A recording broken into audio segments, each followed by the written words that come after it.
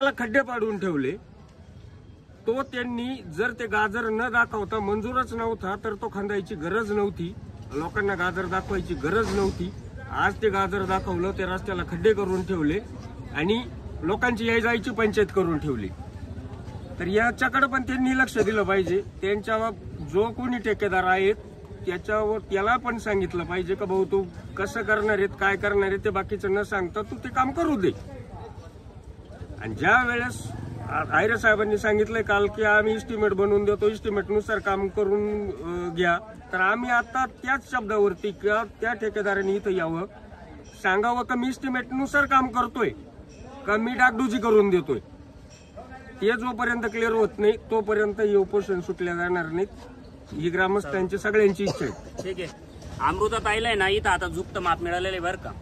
पण आता मी तुम्हाला सांगतो, अमृताताई यांच्या पण सदस्य आहे, आमच्या पण सदस्य होत्या, 5 वर्ष राहिलेल्या। गुरुदेव कांदे यांचे पण सदस्य होते, आमचे पण सदस्य पंचायत समितीचे राहिले। यांचे काम मी तुम्हाला सांगतो बरं का, ठळक काम यांनी केलेले बोटावर मोजणे इतकेच काम आहे, पण ते मी तुम्हाला सांगून देतो। रुई फाटा ते खेडले झुंगे दरम्यानचा रस्ता आहे ना, अमृताताईंनी पण आणला आणि गुरुदेव कांदेंनी पण आणला। काय अवस्था आहे त्या रस्त्याची, मागील 10 वर्षामध्ये 1 कोटी रुपये खाल्ले बरं का त्या रस्त्यामध्ये, काय अवस्था आहे।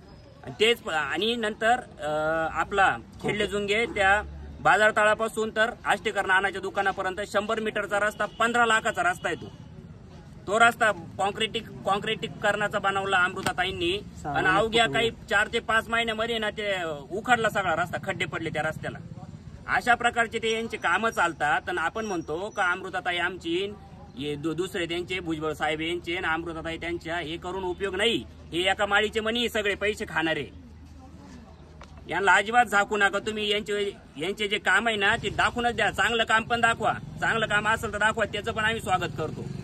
पण चुकीचेच काम एवढे आहेत ना ते पाहून पाहून आम्ही वैतागलोय। जो 15 लाखाचा रस्ता बनवला, तो जर क्वालिटी बनवला असता आमच्या मला सामान नसतं वाटलं का। 2 महिन्यात तो रस्ता उकाडला ना, आता ते पैसे सगळे पैठणीसाठी वापरले जाऊ राहिले। तर या सगळ्या गोष्टींचा आहे ना आम्हाला वीट आलाय, त्याच्यामुळे ही जनता बसली याची।